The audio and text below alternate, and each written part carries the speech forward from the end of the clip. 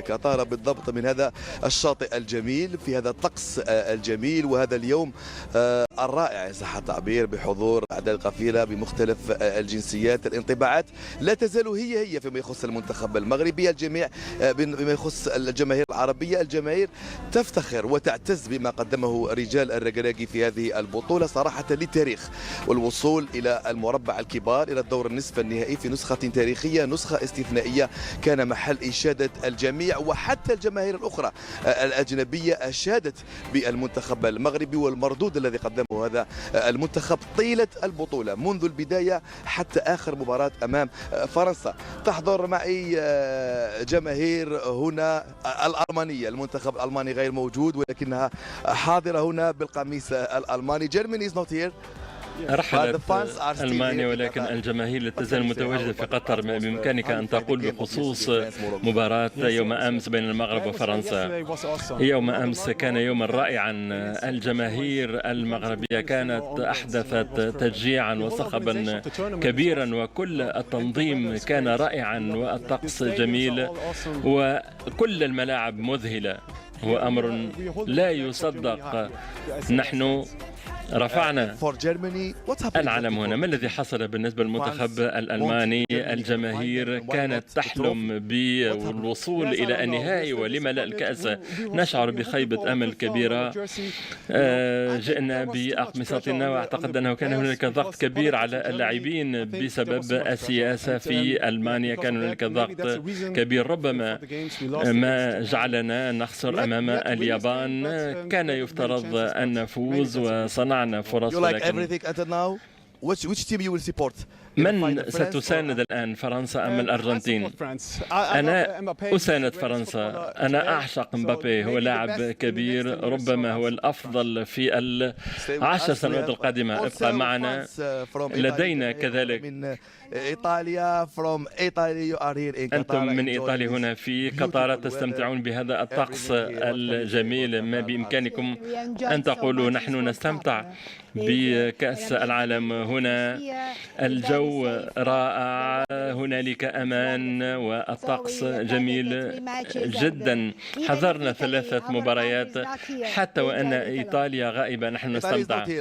إيطاليا ليست متواجدة أي المباريات. شاهدت، تفرجت في ملعب البيت في مباراة فرنسا وإنجلترا، وهذا الملعب رائع في كل زاوية من الملعب. بإمكانك أن تشعر وكأنك على أرضية الميدان.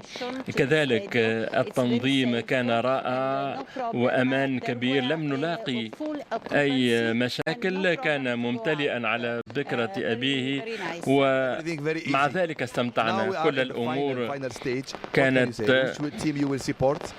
مسهلة. من ستساند، الأرجنتين أم فرنسا؟ فرنسا ستفوز بكأس العالم ولا نريدها أن تفوز بذلك، لأن الإيطالي لديها كأسي عالم. سأساند الأرجنتين بكل تأكيد. أيضا من بين الجماهير العربية الحاضرة معنا من عمان، نسخة تاريخية تعيشون هذه الأجواء هنا في بلد عربي شقيق. كأس العالم أجواء رائعة. وصلنا إلى المحطة الختامية. أكيد يعني. كيف تابعت مباراة المغرب خاصة بالأمس؟ يعني فخر لكل العرب. فخر لكل العرب، لكن نحن نقول أن المنتخب المغربي صراحة ما قصر، وبطولة جدا كبيرة خاصة للمنتخب المشرف ويعتبر فخر للعرب. ولكن نقول قدر الله ما شاء فعل. حبينا يكون أنه في النهائي ويعمل كنسخة فارقة، خاصة حاليا موجودة في قطر، ولكن نقول الحمد لله على كل شيء. الآن النهائي مين تشجع؟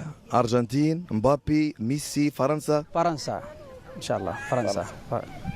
أيضا حاضر معنا الأخ آخر من عمان. قلت لي أجواء رائعة، من لم يأتي إلى هنا ضيع الكثير في هذه النسخة.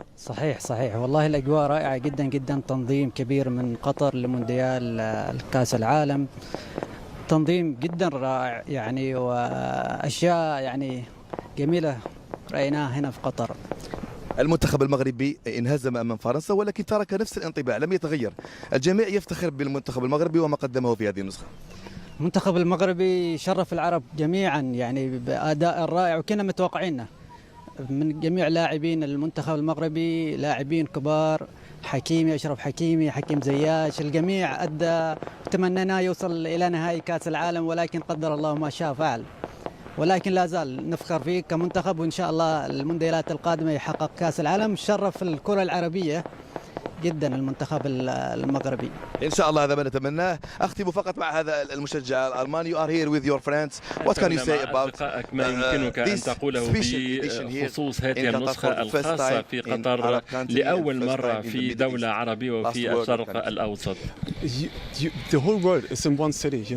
إذا العالم كله يتجمع في مدينة واحدة. التقينا بجماهير من مختلف الجنسيات، وفي كل يوم تلتقي بأناس من أوروبا، من أفريقيا ومن كل قارة. شكرا جزيلا لك. كانت هذه الانطباعات نيرفانا، سواء جماهير ألمانية إيطالية أو عربية، الانطباع لم يتغير فيما يخص المنتخب المغربي. الجميع يشيد ويفتخر بهذا المنتخب. وفيما يخص هذه النسخة أيضا استمعنا على المباشر كيف كانت الإشادات من طرف مختلف الجماهير.